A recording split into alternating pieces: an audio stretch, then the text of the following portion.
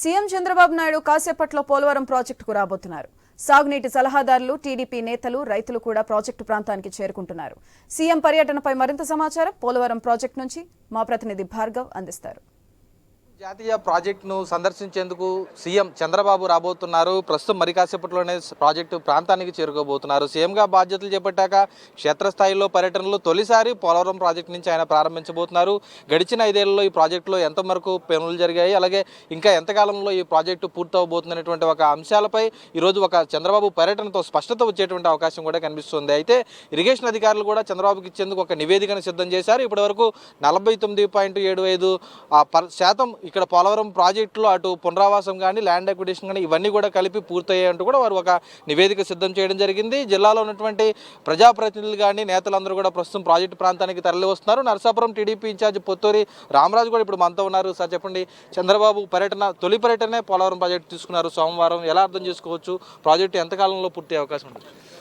చంద్రబాబు నాయుడు గారు ఒక విజన్ ఉన్న నాయకుడైన ఆయన గతంలో ముఖ్యమంత్రిగా చేసినప్పుడు 70% పోలవరం ప్రాజెక్టు పూర్తి చేస్తే జగన్మోహన్ రెడ్డి గారు వచ్చిన తర్వాత కనీసం 1%, 2% కూడా పూర్తి చేయకుండా ఈ యొక్క ప్రాజెక్టుని నిర్వీర్యం చేసేసారు. మళ్ళీ చంద్రబాబు నాయుడు గారు వస్తేనే ఈ ప్రాజెక్టు పూర్తవుతుందని చెప్పని ఆంధ్ర రాష్ట్రంలో ప్రజలందరూ కూడా కోరుకున్నారు. ఈవేళ ప్రజల కోరిక నిజమవుతూ ఉంది. ఈవేళ ఈ పోలవరం ప్రాజెక్టు అంటే అటు శ్రీకాకుళం నుంచి ఇటు రాయలసీమ వరకు కూడా అన్ని జిల్లాలకే సస్యశ్యామలం చేసే ప్రాజెక్ట్ ఇది. మాకు ఈవేళ గోదావరి డెల్టాలో కూడా ఈ ప్రాజెక్టు కట్టకపోతే భవిష్యత్తులో మంచినీరు కూడా దొరకనటువంటి పరిస్థితి. ఈవేళ ఇంత మంచి ప్రాజెక్టుని జగన్మోహన్ రెడ్డి నిర్వీర్యం చేసేసి ఆంధ్ర రాష్ట్రాన్ని సర్వనాశనం చేసేయడానికి ఇదే ఒక ఉదాహరణ. మళ్ళీ చంద్రబాబు నాయుడు గారు ఆయన ప్రమాణ స్వీకారం చేసిన తర్వాత మొట్టమొదటిసారి ఈవేళ పోలవరం ప్రాజెక్టు దగ్గరికి వచ్చి చూసి మళ్ళీ దీన్ని ప్రారంభించి త్వరితగతిన పూర్తి చేయడానికి ఆయన సమర్థుడని చెప్పని ప్రజలందరూ కూడా నమ్ముతూ ఉన్నారు. అతి తక్కువ రోజుల్లో ఈ ప్రాజెక్టును పూర్తి చేసి చంద్రబాబు నాయుడు గారు ఈ యొక్క ఫలితాన్ని ఆంధ్ర రాష్ట్రంలో ప్రజలందరూ కూడా అందిస్తారని చెప్పని కోరుకుంటూ మేము చంద్రబాబు నాయుడు గారికి పూర్తి విశ్వాసం ఆంధ్ర ప్రజలందరూ కూడా ప్రకటించారు.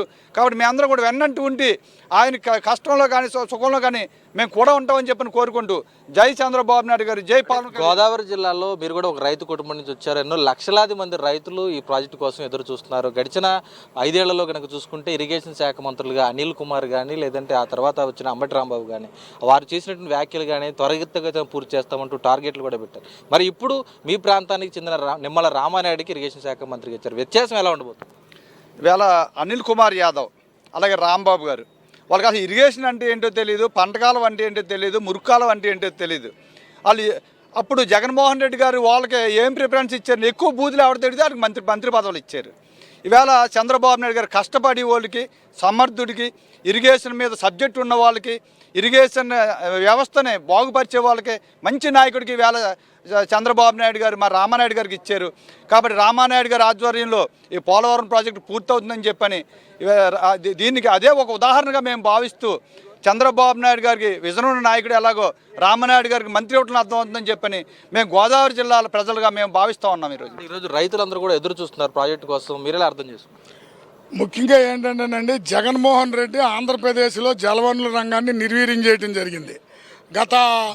గత తెలుగుదేశం ప్రభుత్వ హయాంలో 14 to 19 ప్రతి ఈరోజు సోమవారం ఎట్లయితే ఉందో ప్రతి సోమవారాన్ని పోలవరంగా మార్చుకుని చంద్రబాబు నాయుడు గారు ఒక విజన్తో కఠోరమైన శ్రమ చేసి గత తెలుగుదేశం ప్రభుత్వ హయాంలో 14,000 కోట్లు ఖర్చు పెట్టారు. 14 to 19 ఈ విధ్వంసక సైకో ముఖ్యమంత్రి జగన్మోహన్ రెడ్డి, మాజీ ముఖ్యమంత్రి 1924లో 1,800 కోట్లు ఖర్చు పెట్టి సిగ్గు శర్వం ఎగ్గు లేకుండా ఎంత పూర్తి చేసావేంటంటే చెప్పట్లా. అసలు రివ్యూలో 0 పూర్తి చేశారు. కేవలం మెగా ఇంజనీరింగ్కి డబ్బులు ఇచ్చి ఈ 18 కోట్లు ఏం చేశాడో చెప్పాలా. ఈ 18 కోట్లు ఎవడో ముడ్డి కింద పెట్టుకున్నాడో జగన్మోహన్ రెడ్డి చెప్పాలి మాకు.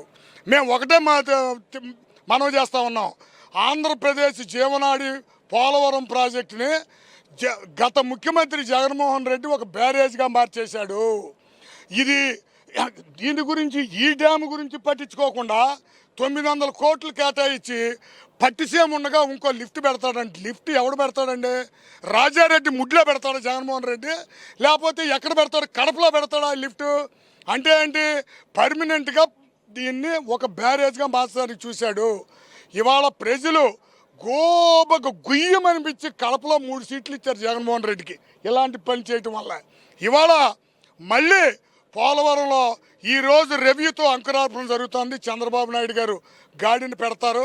ఎట్టి పరిస్థితిలో ఈ పోలవరం ప్రాజెక్టు పూర్తి స్థాయిలో 49 మీటర్ల ఎత్తులో 194 టీఎంసీల సామర్థ్యంతో 350 టీఎంసీల కిందకి వెళ్ళేలాగా మొత్తం బై అండ్ లార్జ్ 7 లక్షల ఎకరాలు కొత్త ఆయకట్టు, 32 లక్షల ఎకరాల స్థిరీకరణ చేసి రాబోయే కాలంలో డైరెక్ట్గా ఇండైరెక్ట్గా ఆంధ్రప్రదేశ్లోని ఉమ్మడి 13 జిల్లాల్లో 50 లక్షల ఎకరాల స్థిరీకరణ చేసే ఈ ప్రాజెక్టుని 2 సీజన్లో, ఈ సీజను వచ్చే సీజన్లో పూర్తి చేసి మాకు చంద్రబాబు నాయుడు గారు నీరిచ్చి ప్రతి ఎకరానికి నీరిచ్చి ఆదుకుంటారనే నమ్మకం మాకుంది.